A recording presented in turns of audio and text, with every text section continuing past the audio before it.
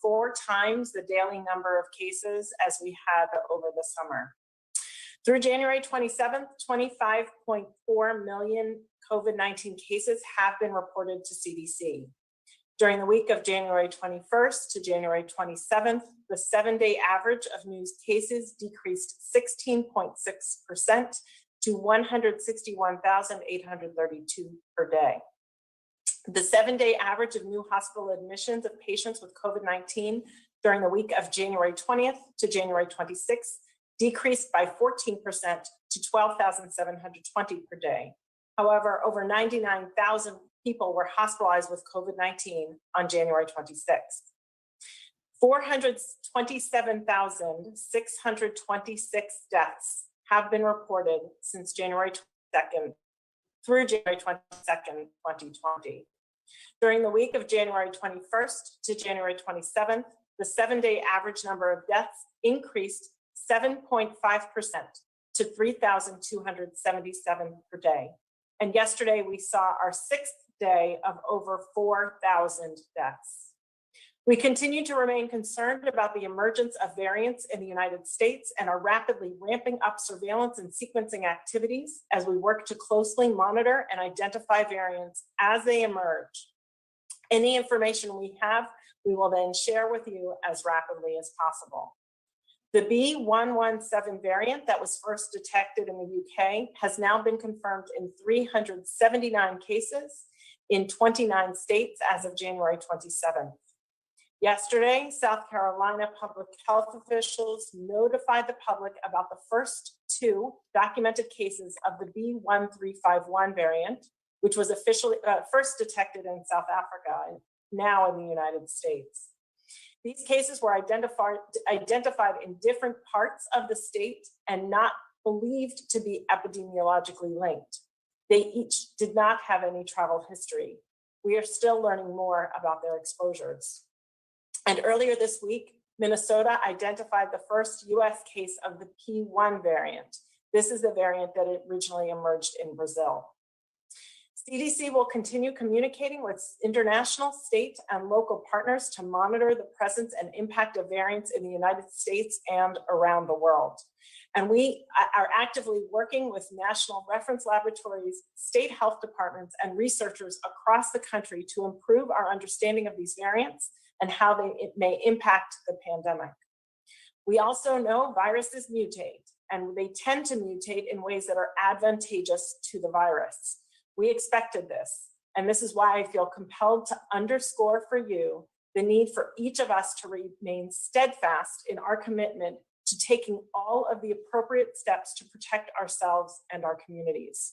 You're going to hear me say this a lot, so here it is. Wear a mask, stay 6 feet apart, avoid crowds and poorly ventilated spaces. Also, now is not the time to travel.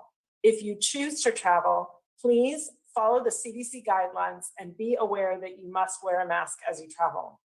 And when it's your turn, please roll up your sleeve and get vaccinated. If we do all these things, there is less virus spreading, and the conditions that produce variants are lessened. And before I turn it over to Dr. Fauci, I would like to just address school reopenings, which I know has also been in the news a lot this week. CDC continues to recommend that K-12 schools be the last setting to close after all other measures have been employed, and the first to reopen when they can do so safely. Accumulating data suggests school settings do not result in rapid spread of COVID-19 when mitigation measures are followed, including masking, decreasing density, and proper ventilation. Implementing community-based strategies that reduce transmission when there is a lot of virus in a particular area is also important to supporting the safe reopening of schools. But we recognize many communities lack sufficient capacity to do all that it is needed. That is why it is essential that the guidance, tools, and resources called for in the National Strategy for the COVID-19 Response and the American Rescue Plan are provided to communities. Thank you. I look forward to taking your questions in a few minutes, and I will now turn it over to Dr. Fauci. Dr. Fauci. Thank you very much, Dr. Walensky. Well, as alluded to by Andy Slavitt, This past week, and particularly the past 24 hours, have been really interesting and I think value added to the issue of vaccine protection in the government attempt to contain this outbreak. In previous briefings, I had mentioned that the federal government had been involved in the development and/or facilitation of 3 separate platforms of vaccines. One was the mRNA, the other were vector, either an adenovector or a chimp vector, and the other was the soluble recombinant proteins. We all know now of the recent data that came with regard to Moderna and Pfizer with their mRNA showing a 94 to 95% efficacy and a very, very good efficacy against advanced or severe disease. Over the last 24 hours, there have been the announcements of 2 other trials that represent 2 additional platforms. One is the soluble protein platform in a study that came out of the UK using from the company Novavax, and the other one that we discussed this morning at a press conference at the NIH was the Janssen or Johnson & Johnson Adeno 26 trial that took place in the United States, in South Africa, and in Brazil. And the results really are very encouraging. Let me just very briefly outline for them for you, and then maybe make a couple of comments regarding nuances of the study. In the study that was just reported by Janssen, Johnson & Johnson, it was a trial using their Ad26, and the overall vaccine efficacy in the study was 66%, but for the United States, it was 72%. Now, the important issue, because the first thing people do is compare a 72% efficacy with the previously reported and other trials of 94 to 95%.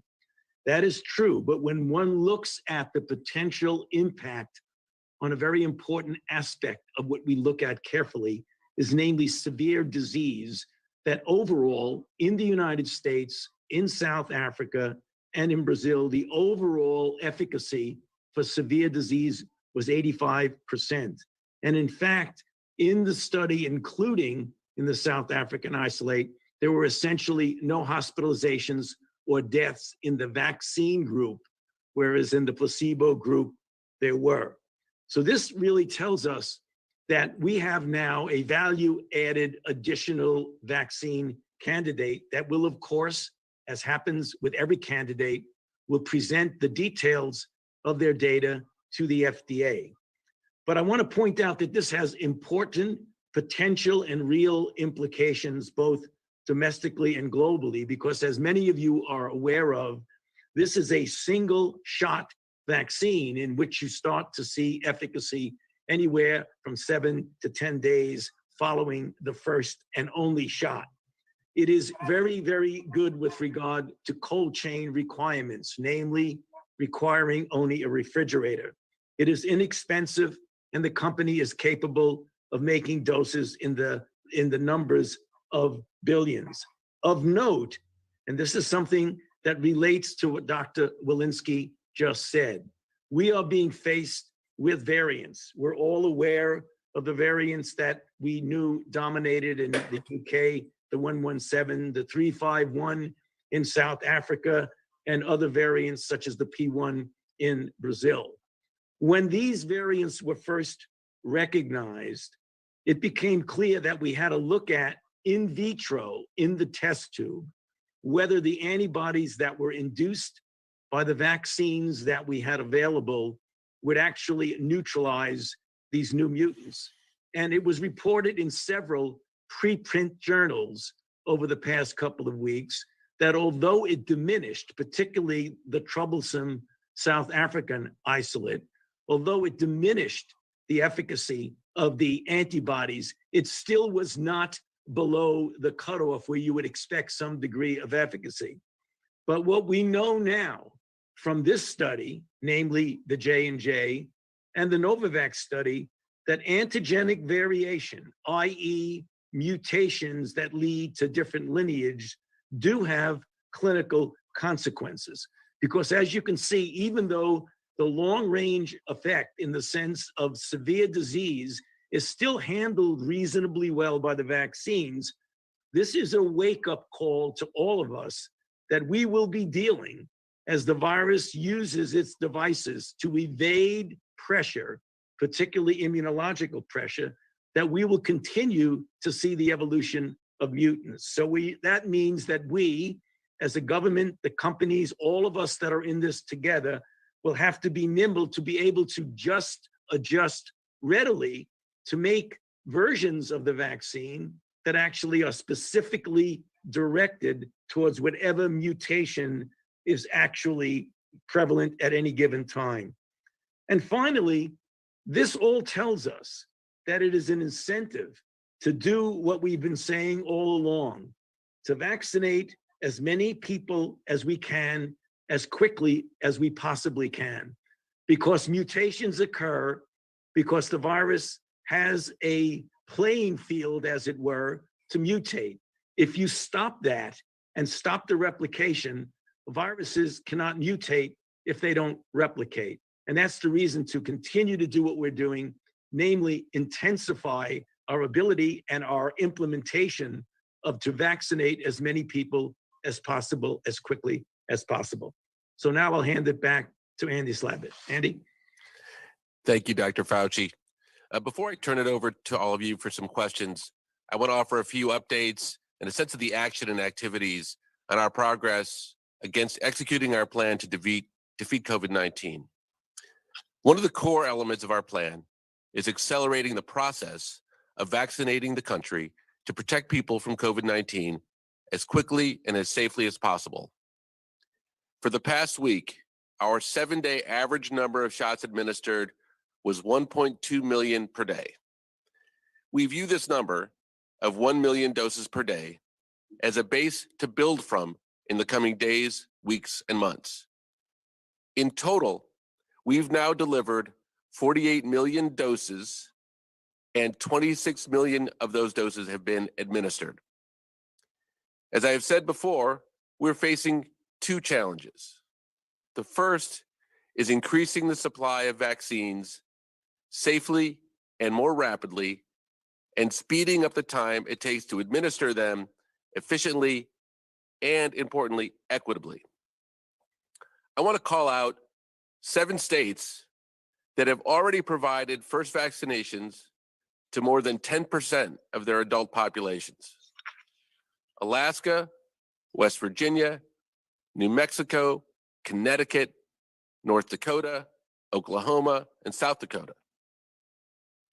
Well done. So we have taken steps to announce last week that we will increase supply week over week by 16% and vastly improve the predictability of ordering vaccines by giving everyone a 3-week forward window into how many vaccines they will be getting delivered. And we announced plans to purchase 200 million additional vaccines, which means that no matter what happens with other approvals, we will have sufficient supply to vaccinate the country. We're also taking steps to speed the vaccination administration process. At the president's direction, FEMA has increased its support to states, tribes, and territories for vaccination sites. FEMA is providing nearly $1 billion to support vaccination sites in states and territories. More than 200 FEMA staff members are on the ground today providing logistical support in 8 states. And the agency is providing federal equipment and supplies to support states across the country. In addition, we're getting more vaccinators into the field to continue to escalate the pace of vaccinations. Yesterday, the Department of Health and Human Services amended the PrEP Act declaration to permit recently retired doctors and nurses to administer COVID-19 vaccines, and to permit anyone currently licensed to vaccinate within their home state. That's doctors, nurses, EMTs, to be able to administer shots across state lines. we are looking at every possible step to make it easier to get more vaccinations out in the field. We encourage individuals to contact their local and state health departments, their local medical reserve corps unit, to sign up to volunteer if they're qualified. And today, the acting Health and Human Services Secretary will continue the activation of the U.S. Public Health Service Commission Corps. He's requesting public health service officers from all available categories to support national COVID-19 vaccination efforts. I want to also touch on our efforts to make the workplace safer. The Department of Labor announced that its Occupational Safety and Health Administration, or OSHA, has issued stronger worker safety guidance to help employers and workers implement a coronavirus mitigation program and better identify risks which could lead to exposure and infection. Ensuring the health and safety of all of our country's workers is a national priority and a moral and economic imperative. Healthcare workers and other essential workers, many of whom are people of color, immigrants, have put their lives on the line during the coronavirus pandemic. And this updated guidance provides a roadmap for businesses to protect the health of their workers. Now, one of the purposes of these briefings is to demonstrate the transparency that's within our national plan. And so I want to close by mentioning some of the steps we're taking to improve public access to the information they should have at their fingertips to stay safe.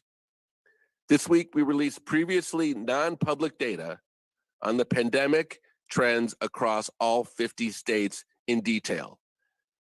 This detailed information was previously reserved solely for governors, and it is now available to everybody to see. These will be weekly reports publicly posted online. So our team is working hard to make the process more transparent and easier for the public to understand, beginning with these briefings and the very clear messages from Drs. Walensky and Fauci. So let me turn and spend the balance of our time taking questions for Dr. Walensky, Dr. Fauci, and myself. Great, thanks, Andy. Right now we have time for a couple of questions. If you have not already, you can go ahead and raise your hand on the Zoom feature. First up, we're going to go to Christopher Rowland at the Washington Post. Yes, thank you. Thanks for doing the briefing. On the subject of the low dead space syringes, I was wondering what percentage of the administration kits now are being sent out with the Pfizer vaccine contain those specialized units? How many millions more do you need to get to 100%? And what companies are being ordered to procure more under the DPA? And also on the state allotments and Pfizer's credit, are state allotments based on 5 doses in the vial or 6?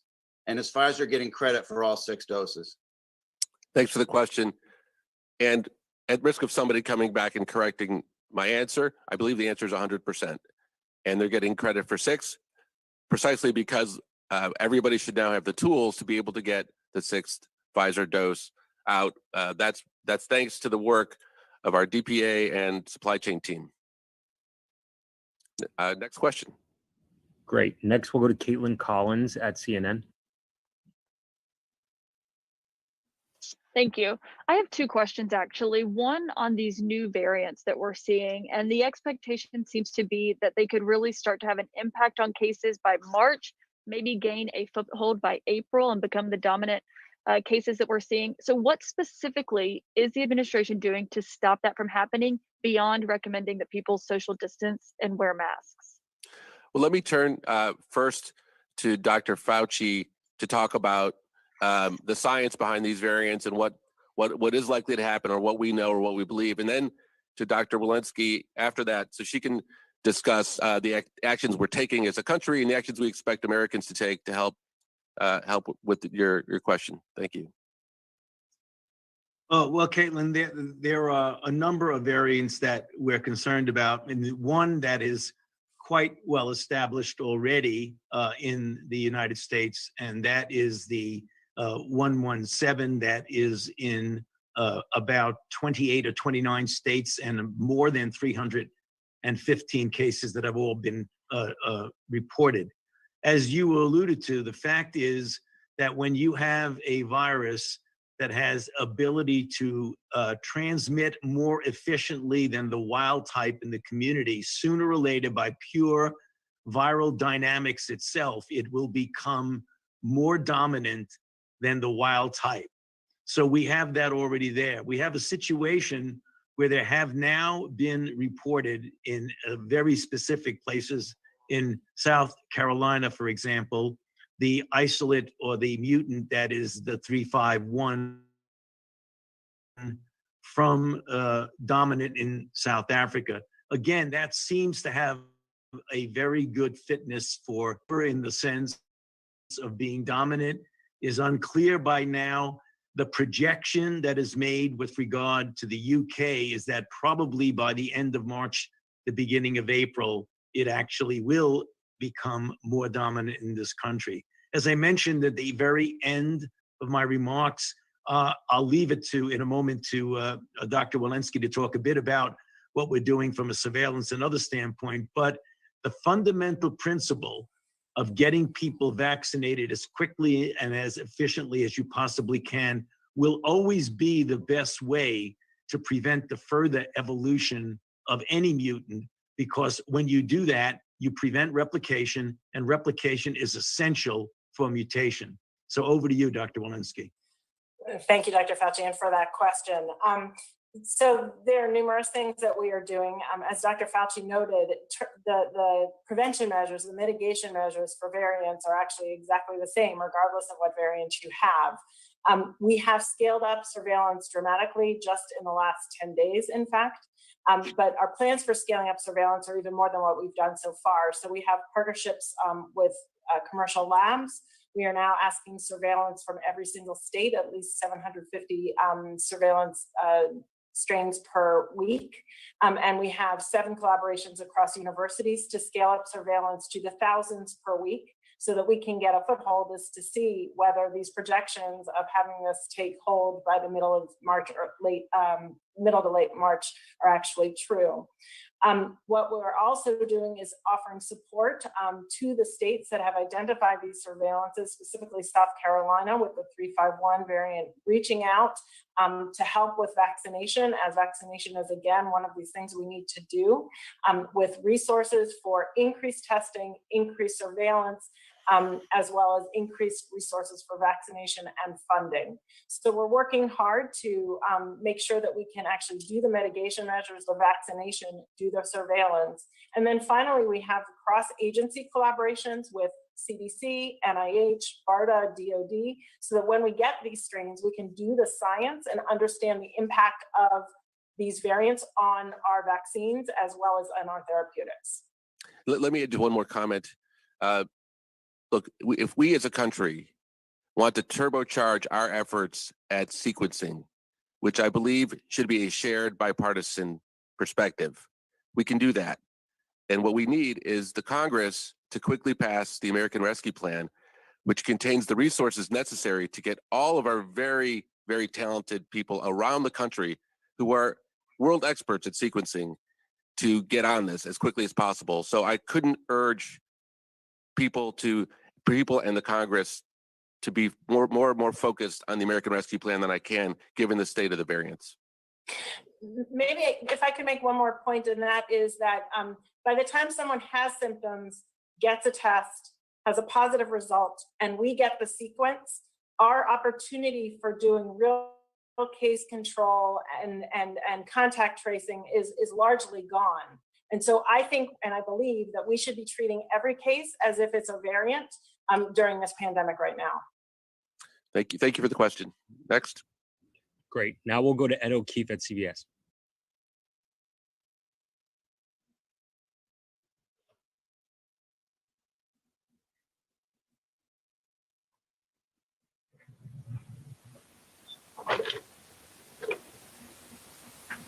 Ed, I think you can speak.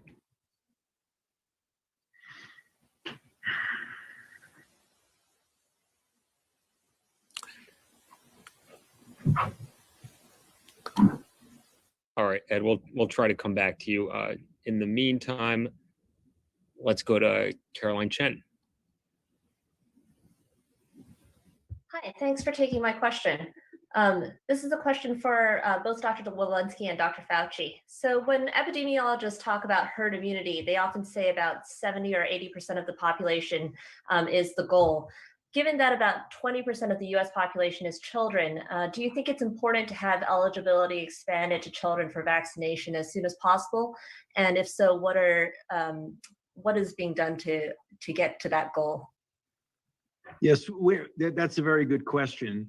And in the candidates that we're talking about now, certainly the Moderna and the Pfizer, the two that have been given the EUA, we've already started on what's called an age de-escalation testing.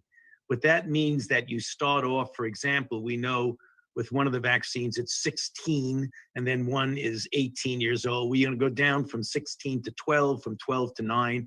And what you do, because you don't want to have to, and I'll explain why in a moment, to go through an efficacy trial where you're involving tens of thousands of children to show efficacy. What you can do is in a much smaller trial, measured in hundreds to a couple of thousands, to do what we call safety in a phase 2A for immunogenicity. And if you can show that it's safe and that in fact it induces the kind of response that is reflective of the protection, namely the correlate of immunity, what you can do is then bridge that to the efficacy data that you got from the 30,000 trial with Moderna and the 44,000 trial that we did with Pfizer. So in direct answer to your question, over the next couple of months, we will be doing trials in an age de-escalation manner so that hopefully by the time we get to the late spring and early summer, we will have children being able to be vaccinated according to the FDA's guidance. Thank you. Dr. Walensky, do you want to add anything? I was just going to add our current data from schools, from summer camps and whatnot also suggests that the children not only have decreased rates of symptoms, but have decreased rates of transmissibility. Those estimates for herd immunity are very much based on rates of transmissibility. And so what pertains to herd immunity among adults may be different among children. Right. Thank you. Next question. Great. We have time for two more. We are going to go to Sharon Lafreniere at New York Times.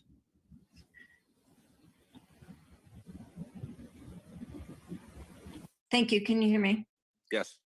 So Dr. Fauci said that we're going to have to make new versions of the existing vaccines to combat the variants. And the vaccine makers have shown that they can design vaccines, but where is the extra manufacturing capacity going to come from? Aren't the vaccine makers already tapped out making the existing vaccines? So what's the plan for making revised vaccines and booster shots on top of that? Thanks for the question. I think this question speaks to a larger issue because I think you could have asked that question with a number of different permutations. And that's the issue of contingency planning and making sure we have sufficient vaccines, sufficient manufacturing capacity, and enough space in our contracts to be able to make adjustments on the fly. And I would tell you that the Department of Health and Human Services, the FDA, the team led by Dr. Kessler, are currently hard at work answering all of those questions. So I will not use these briefings to talk about non-public information about specific companies. All I can tell you is those are exactly the right factors that we are thinking about. And I think to make a broader point, the teamwork between everybody here, between the NIH, the CDC, the FDA, and then our ability to understand what those factors are and turn it into actual actionable plans with the manufacturers is really important. And I've been incredibly impressed, at least so far, with that. Great. And we'll send our last question to Yamiche at PBS. You cut off. Hi. It's Yamiche Elsender with PBS. Thanks Hi. so much for taking my question. Can you hear me? Yes, I can. Okay, great.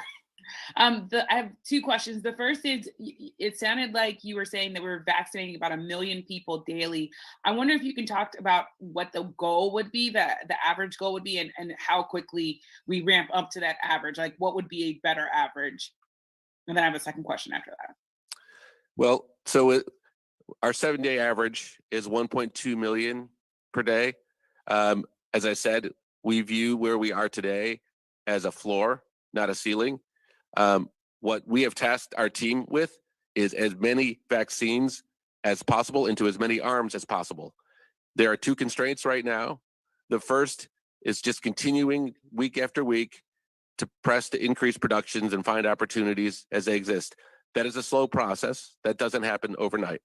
The second, where I think there is opportunity, is to turn those vaccines produced into actual vaccinations more rapidly.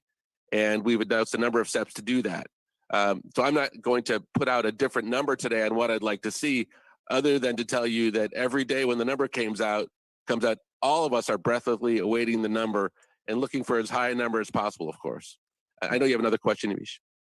And then I wanted to ask about the 2/3 of cases in Los Angeles County. It's been reported, came out in the last 2 months, or been reported in the last 2 months.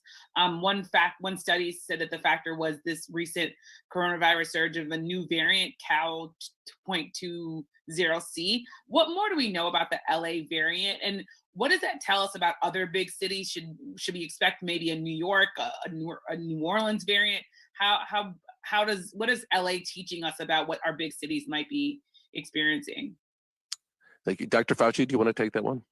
Yeah, sure. Well, what it tells us is what I alluded to in one of my prior comments, that when you have a significant amount, and we certainly have that now, and I've had that very much so over the past couple of months with the very steep slope of acceleration of cases that we've seen, is that the virus will continue to mutate, and will mutate for its own selective advantage. So if you have a lot of cases in Los Angeles and you have this mutant that you referred to, you can be almost certain that as long as there's a lot of virus circulating in the community, there will be the evolution of mutants, because that's what viruses do, particularly RNA viruses. And that's what I was referring to just a moment ago. You're giving the virus an opportunity to adapt. So when people make an immune response against it, particularly in someone like that might be immunosuppressed, where the virus stays in that person for a longer period of time, it gives the virus the chance to adapt to the forces, in this case, the immune response, that's trying to get rid of it. And that's where you get mutations. So if the question you were asking, which is very relevant, is that what do we think is happening in other cities?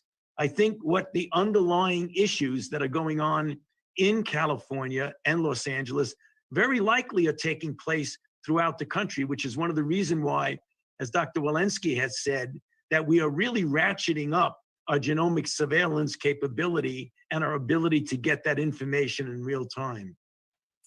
So, Dr. Walensky, anything you'd like to add? Or is that No, okay? I think we got it. Okay. So I think what we're saying collectively is, let's not be quite such polite hosts to this virus.